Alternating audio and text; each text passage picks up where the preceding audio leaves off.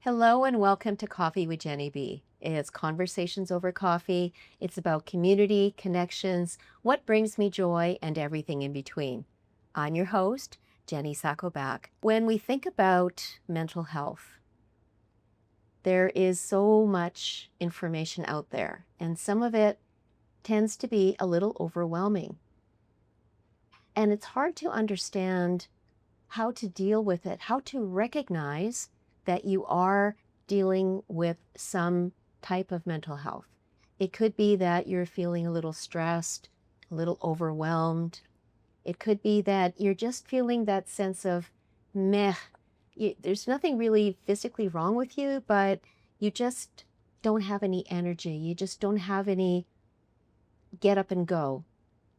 And sometimes we don't know what it is or what to do about it, and more importantly, who we can see to help us deal with that.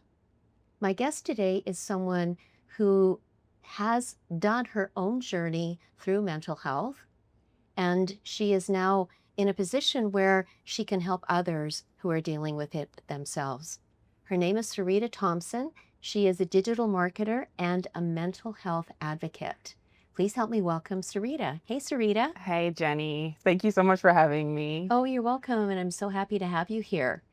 Now, when we think about mental health and we think about all the issues that go along with it, how do you consider your own journey with mental health? I think that my journey with mental health is probably similar to a lot of persons that are struggling. So the very first time I had a panic attack, I remember I was 25. I had gone to Colombia with my husband. At the time, we were just dating. And I remember that we were going up one of the tourist spots. It was a very high hill. And we're walking, and now I'm very unfit. But I was like, it's kind of hard for me to breathe. Like, this is not just unfitness. It seems like there's something else that's happening. And I remember that I stopped, and then all of a sudden, it's just like I couldn't breathe. There wasn't enough air in the universe for me to grasp. Eventually, I calmed down, but that residual feeling just kind of stayed with me. And then I ended up having to be rushed to the hospital. And they did all sorts of tests. It was expensive. They did chest x-rays and ECGs and all sorts of things. And it came back that I just had a panic attack. Now, when I got back to Jamaica, because that's where I'm from, when I got back home, it happened again. I remember I was in the back of a car, and I just felt like the walls were closing in. I was claustrophobic. I've never been claustrophobic before. It was hard for me to breathe. Went back to the hospital because I'm like, something must be wrong with me. Something physically is happening. Yeah. They did the test, came back. It was nothing physically, it was something mentally. So I remember I got a psychiatrist at the time, or a psychologist, and I was diagnosed with anxiety disorder. And now in Jamaica, there's a negative stigma that is attached to mental health. So whenever anybody has any kind of mental health challenge, it's seen as not something good. Like in Jamaica, they call them mad people. Like you're mad, like you're mentally unstable, like mental health equal mental instability. It just means that it's bad. So I remember I was hiding this, and I was like praying for it to go away. Like, this isn't it. No. The doctor had prescribed me with medication to kind of manage the symptoms, and I refused to take it for the longest time because I'm like, no, I'm not mad. Like, I'm not going, like, this isn't something that's with me, like, you know? Yep. So I was in denial. I was just like struggling silently. I was thinking that there's something wrong with me, that I'm the only person that is going through this. Like, everybody else is normal. I remember saying to myself one time, like, why can't I be normal? I had even said it to my doctor, like, why can't I just be normal? And she explained to me, you know, just like how persons who struggle with, for example, diabetes or hypertension, they have to take medication to manage their symptoms and manage their illness. That's how persons who struggle with specific mental illnesses have to live. So I eventually got my stuff together, and I started taking my medication. But before that, I had started seeing a therapist who helped me to navigate the things that I was going through. So what exactly were my triggers? How to identify when a panic attack was coming on? What do I do? How do I keep myself grounded? You know, what are the things that I can do to self-soothe, so I'm not relying on the medication, but I have these tools that I can use to calm myself down and manage my illness, if we'd say. So that is my that is my story, my history with mental health. And based on everything that I had gone through and my challenges, I figured that there are other persons out there who are also struggling, who are wanting to be in denial, wanting to be normal, and they probably think that they're alone. And that is why I do what I do. Okay, wow. Thank you for sharing that. It's interesting you mentioned about the idea of the panic attack, not knowing what's going on. I've had several girlfriends who've talked about the fact that they thought they were having a heart attack, and they were rushed by ambulance to the ER, Mm-hmm. and it turns out that it was not just a panic attack. Mm-hmm. And they go home and it's like, well, why is it so overwhelming? Why? Because with a heart attack, for instance, the symptoms come on, and then you feel like you can't breathe. Like you were talking about the breathe, it's like there's a heavy weight on your chest. Yeah. And having a panic attack can be debilitating. Yep. Because now you're in a position where you don't know what you're doing. Mm-hmm. And the first a couple of times that it happens, similar to what you were saying about your story, not wanting to go on medication and not struggling, saying, well, there's nothing wrong with me. I'm not crazy. I'm not mad, as you were saying, mad people. But what do I need to do to fix this, right? Mm-hmm. And eventually going on medication. But there's more to it. You were talking about seeing a psychiatrist or a psychologist. Mm-hmm. But when we think about triggers, what are some of the triggers for yourself, for instance, that you maybe weren't aware of, but now are aware and maybe watch for those? What can you say about that? Having one panic attack doesn't necessarily mean that you need medication. Okay. And there are different levels of anxiety. There is generalized anxiety disorder, and then it kind of just like escalates to, I think, panic disorder. Mm-hmm. But then you have persons, just like as human beings, it's kind of normal for us to feel anxious sometimes. But when it gets to the point where we can't function, where it's affecting our everyday lives and how we feel within ourselves on a day-to-day basis, that's when it becomes a challenge that we need to actually seek help for. And you may or may not need medication depending on how severe it is for you. For me, some of my triggers were, I don't even know. Like, it's still hard for me to even identify what my triggers are. Okay. I know that whenever it is that I feel stressed and overwhelmed, it's just like my body just comes down. I don't even know how else to explain it, except that my body is just like, I'm not working today. No, that's perfect. Yeah. Yeah. And then something else, I am the type of person who I need to be fulfilled in life. So there are persons who can just like go to work and they're miserable, but then it doesn't bother them. I'm not that type of person. So if I'm not fulfilled at work, I'm unhappy, I'm miserable, I feel like my soul is just not being watered. That's something that lives on my mind, and I feel unhappy, and it just triggers me because I'm like, well, what is even the purpose of this? Like, what's the purpose of life? So life in general tends to be triggering for a lot of people because there's so much that is involved in life. You have to go to work, you have to pay bills, and then it just seems kind of, the thought of it all is overwhelming. Family is a trigger for a lot of people. It was a trigger for me also. So there are so many triggers. I think the biggest boundary though, the biggest challenge for me was setting boundaries, being able to even figure out how to do that and to maintain those boundaries in different relationships, whether it was my work relationship with friends, personal relationships, just like knowing that these are hard boundaries, these are my no's, these are where my lines are, don't cross them.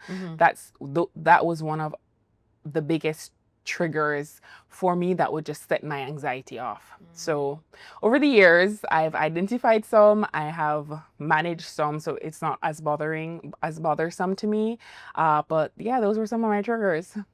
Well, that's a lot. And when you think about women in general, women tend to give more. We always give more than we need, and we forget about ourselves.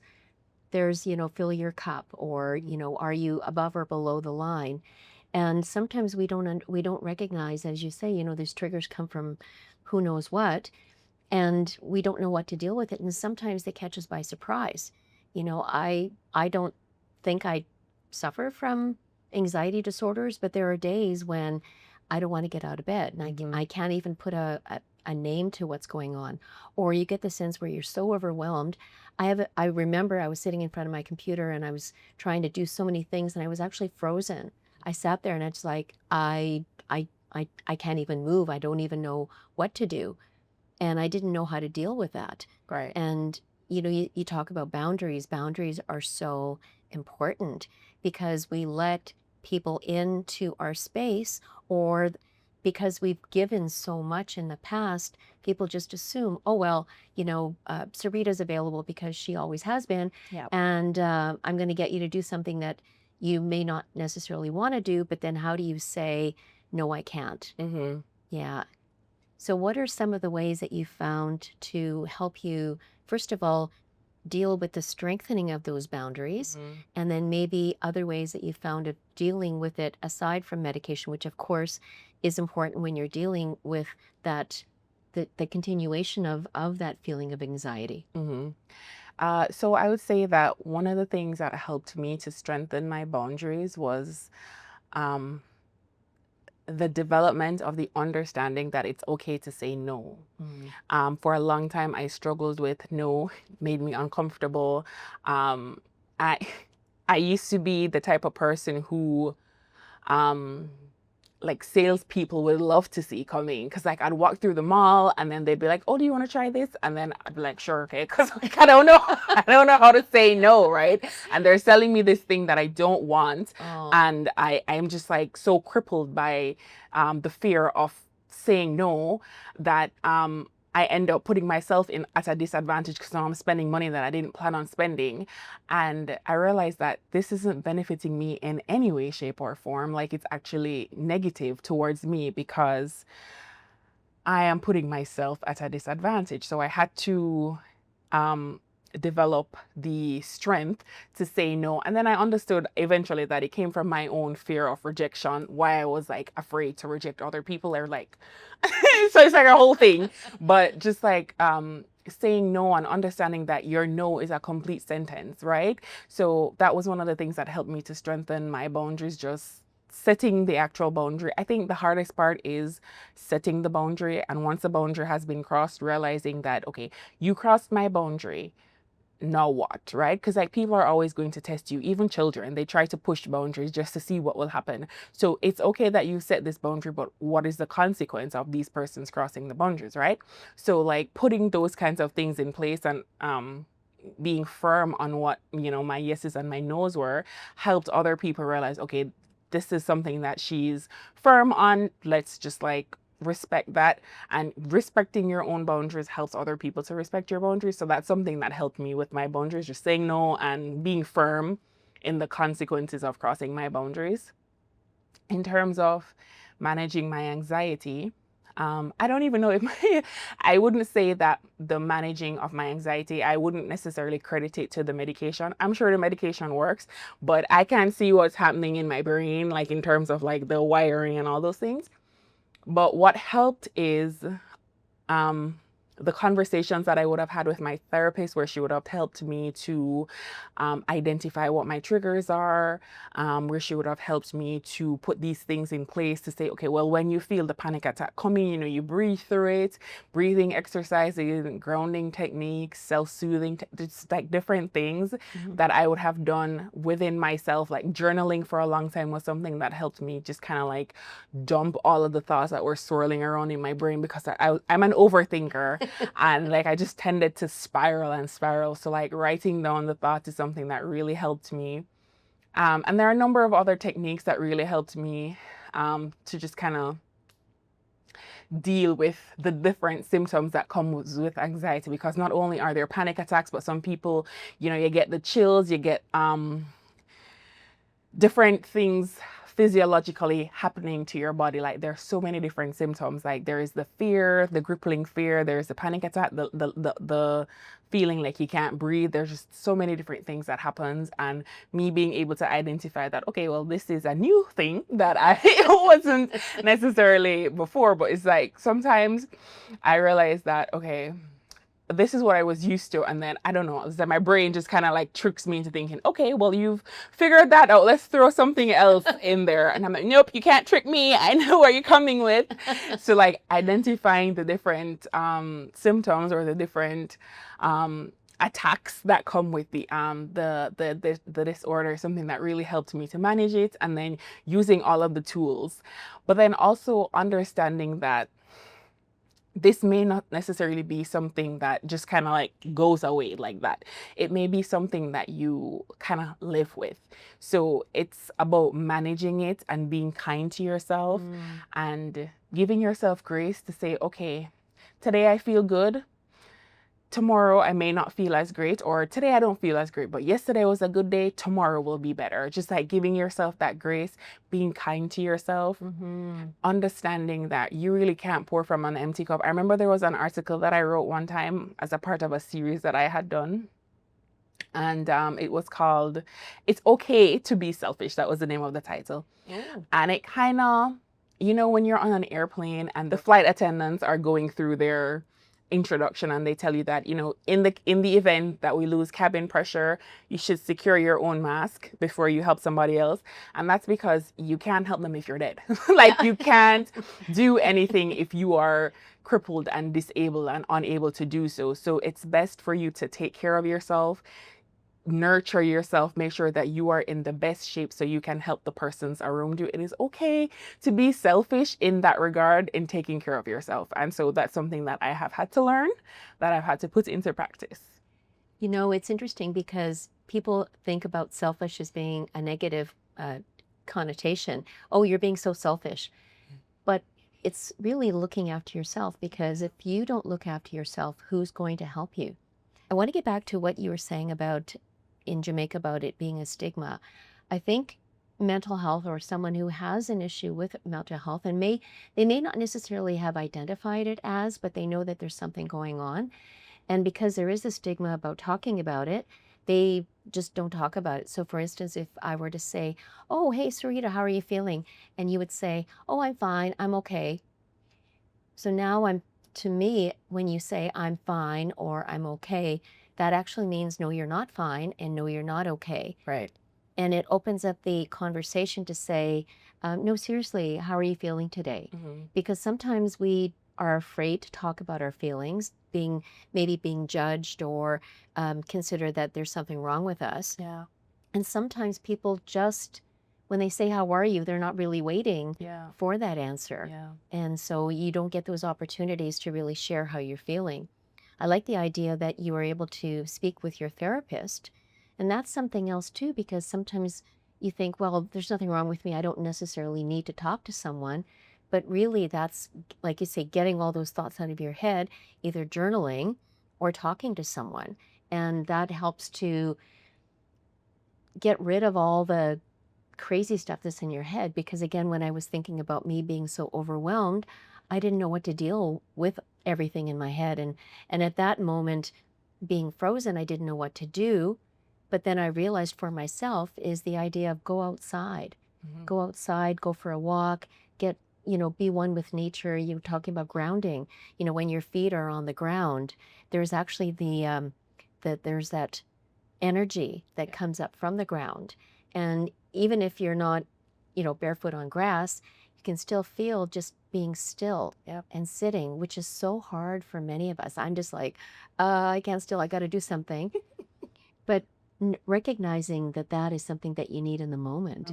And I think also unlearning a lot of, and I want to say the word toxic, but unlearning a lot of toxic lessons that we have learned. Like as women, we're taught that, you know, you're supposed to be busy. You're supposed to be doing all of these things. You're supposed to have the career. You're supposed to have the husband. You're supposed to have the kids. Now, of course, with all of those things that you have, there's endless amount of tasks that you need to do. You need to clean. You need to cook. You need to do your actual job. You need to take care of your husband. So there's a expectation that you're supposed to be doing all of these things when actually you can sit and be still. That is something that is perfectly normal. Like we mentioned before, you have to take care of yourself. You know, you have to realize what it is that you need and take care of your own needs. So I think unlearning a lot of toxic lessons is something that helps. And for our men, there's so much pressure that is put on men just to exist. There is the, you know, the thought that they're supposed to be providers, they're supposed to perform. So we find that sometimes our men are not, they're struggling, but they're not comfortable talking about this because they feel like they're going to be judged because what are you you're supposed to be a man, you're supposed to be strong, right? Right. So they're not going to talk about this is how I'm feeling right now because men aren't supposed to talk about their feelings. No. So we find that there's just these lies that are being told to our boys growing up, and then they hold these true, and then they become men who hold on to the same things. And so when they're struggling with their mental health or with life in general, they're doing it silently.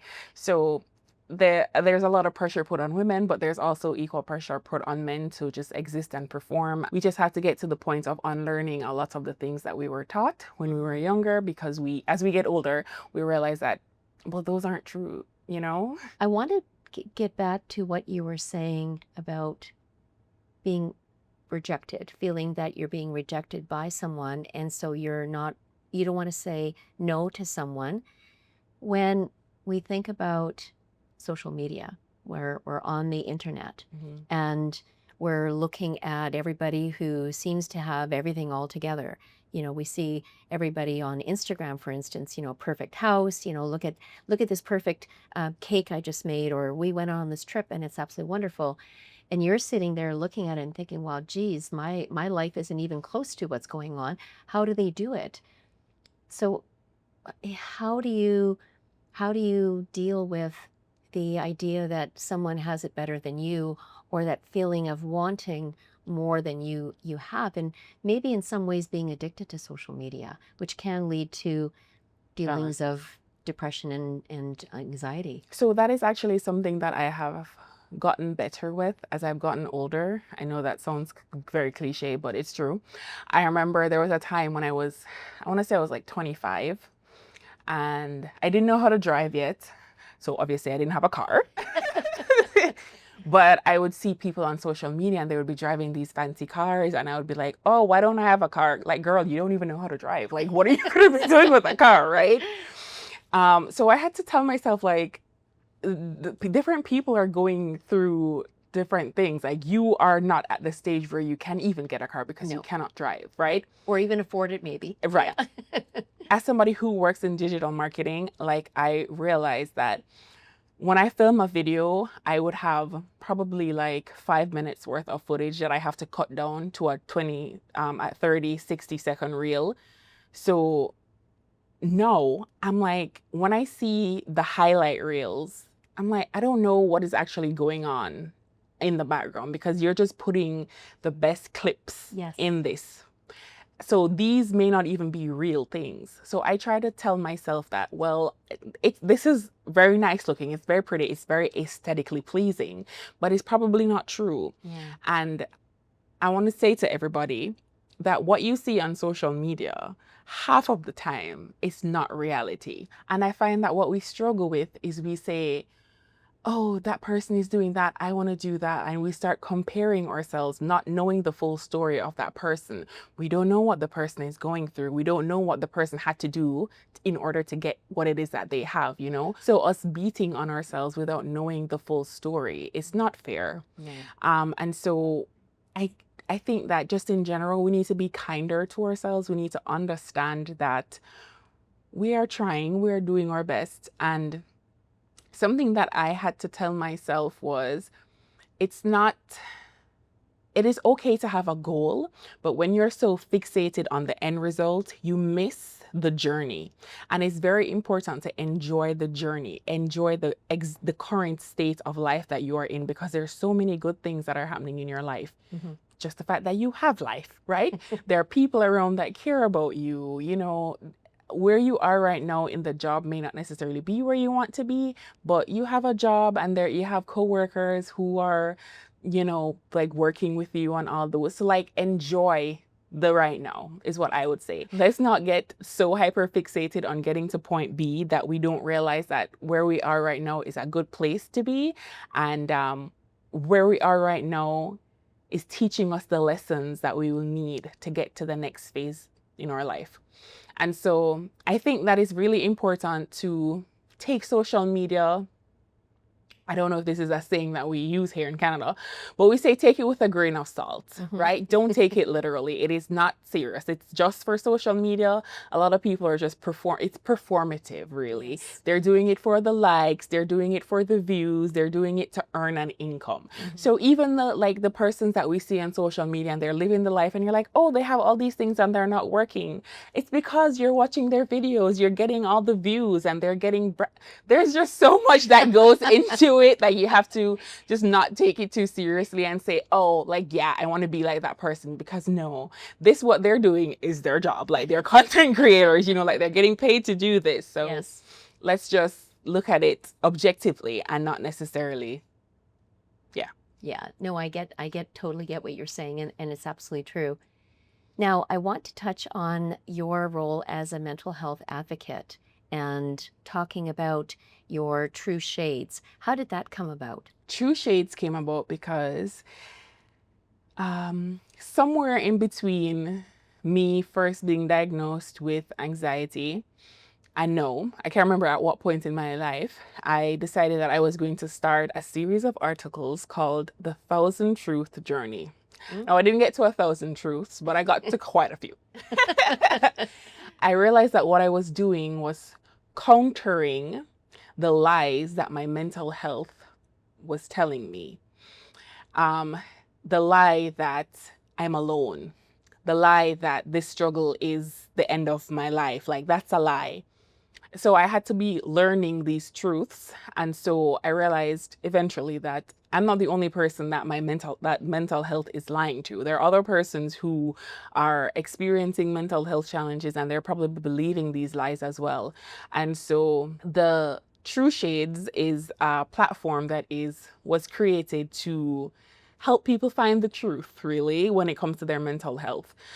So the truth, that's true. And then the shades part comes in the fact that as human beings, we contain multitudes. We have different layers, different shades. Sometimes we're going to be a bright pink. Sometimes we're just going to be gray because it's not a good day today, right? And it's okay to be in all levels of our colors. It's okay to be everything. So just basically living and being your authentic true self is where the name True Shades comes from. But it really is just a platform for persons who are struggling with their mental health to find space, find community, understand that there are other persons who are also going through the challenge of mental health struggles. I have an ebook with different articles that persons can read just to help them navigate the different things that they may be going through with their mental health. Through the community, I've also had an event. We had our first event, Corporate Girlies Guide to Mental Health, which was geared towards women and helping them unlearn some of the toxic traits of being corporate and being professional, and and understanding that there is certain mental health challenges that comes with that whole spiel, and just kind of like dealing with it. So it really is the community to help persons who are going through their mental health challenges, or their journey, as I'd like to call it. Thanks for sharing that, because I always wondered True Shades, and shades, I think like sunglasses or so on. But when you think about the shades, absolutely, there's different hues and shades, and some days we're gray and sometimes black and pink and purple and everything in between. And color can also be a motivator. And so I love the idea that you incorporated that in terms of recognizing, even asking the question, so are you a pink today? Are you a gray today? And that is such a way of looking at it in a way that is real, instead of trying to say, so how are you feeling today? Well, I'm not quite sure. Are you pink? Are you gray? Are you black? Or what's going on, right? But when you talk about the event that you put on, I was honored to be a panelist or part of the panel for that event, and I really enjoyed that. And I love the idea that we, as corporate women, were able to share some of our thoughts, because when you're working in the corporate world, it's a little different than when you're working in other areas. Having said that, though, I think it's the same idea in terms of perception, in terms of boundaries, everything that we just talked about. We're all dealing with the same, but it's putting a voice to it. Yeah. And it's recognizing that what we're going through is real, and it's there should be no stigma or judgment. It should be a platform where we can share what we're feeling, and know that there are others who want to listen, to want to help us, and not by offering advice, because I mean, that's, even a therapist is not going to tell you what to do. Right. You know, you might say, well, what do you think I should do? And they're going to say, well, what do you think you should do? Because it really gets back to us in terms of putting those thoughts into feelings, into words, and then realizing ourselves, finding those things that help us deal with it, whether it's working out, going to the gym, going for a walk, journaling, whatever those tools are that can provide us that maybe peace in a sense, or that solace, or even just that understanding that what we're going through is not the end of the world, and that we're not alone. Yeah. And I love that you have the ebook and articles, and on your social media as well, that you do posts that offer tips and just information that we need. And you're coming from a place of, this is what you're going through. Yeah.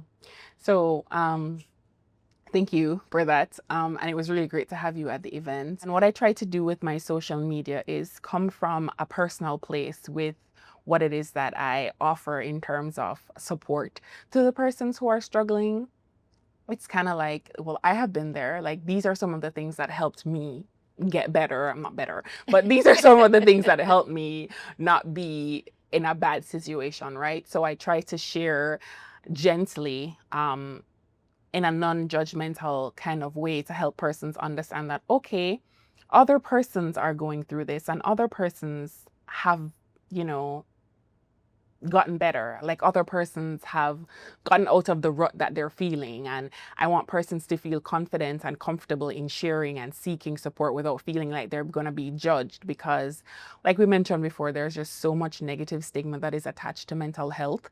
I don't know why it is, but it is just the truth of the matter. And even though we try to create this safe space, there is still going to be negativity that is going on out there. But in our little bubble of true shades, that is what we try to do. And so, in addition to my ebook and my articles and the content that I put out on social media, I also have a newsletter, so persons can subscribe on my website. And then I send out a newsletter just with general tips and advice and resources to help persons navigate the current journey that they're on with their mental health. So that is where I come from in terms of trying to support persons who are going through different challenges in life. I love that. And I love that you have all those resources available. Now, we talked about the event that you put on, the Corporate Girlies one. Are you planning more events in the future that can help people come and really address, so whether it's for men and boys, maybe children, what are some thoughts that you have maybe going forward? So the next event that we are planning to have is going to be in November well, we just decided on this. But the next event that we're having, we're thinking it's going to be tailored specifically towards men and boys. And so it may be around November, just to tie in with everything that's happening in that month, prostate cancer, Movember. But it is still going to be geared towards mental health specific conversations, but we want to get to the men and the boys to help them understand that we know that you're struggling too. We see you. we want to help you. We want to support you as well.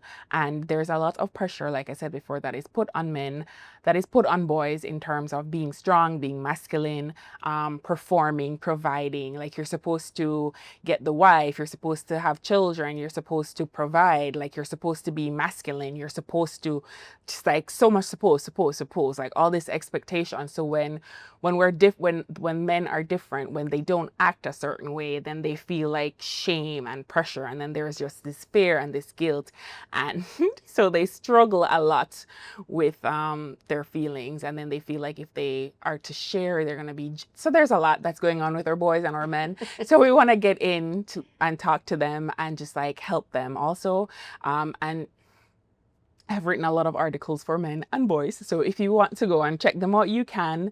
But that is, our next event would specifically be tailored towards that community. Oh, that's wonderful. I'm glad you're doing something Mhm. to address, you know, to help the men and the boys, because we don't want to leave them alone Yeah. and not give them the resources. And I'm glad that you offer that as well. And I'm really happy to hear that you are continuing with these series, because I think the more we talk about it, the more people will be comfortable actually talking and sharing their stories. So thank you very much for the platform that you have, the True Shades, your role as a mental health advocate, sharing your story and your journey. And when you are sharing your thoughts and yourself, it helps you to relate to others and know that, you know, oh, I feel the same way, and there's someone who understands what I'm going through. Yeah, it's definitely important to feel like you have community. Community is very important to me, but it just became important to me in recent years. When I moved from Jamaica to Winnipeg, I realized that I needed people around. Like I Mhm. needed people who could support me, persons who understood me, who wanted to help me, right? The community is about not only physical presence, but it's about understanding that there are persons there to lend emotional support as well.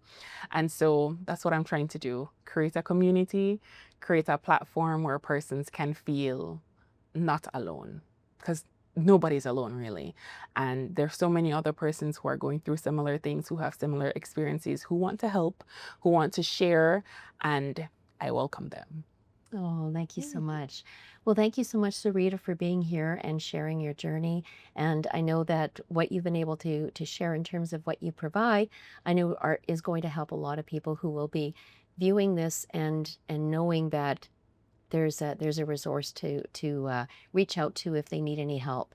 And we'll make sure that we post your social media accounts and your website so that people can find you and learn more about how they can also be part of your community. Thank you so much, Jenny. So this has been Coffee with Genny B on the Multicultural channel. I'm your host, Jenny Sacco-Bak.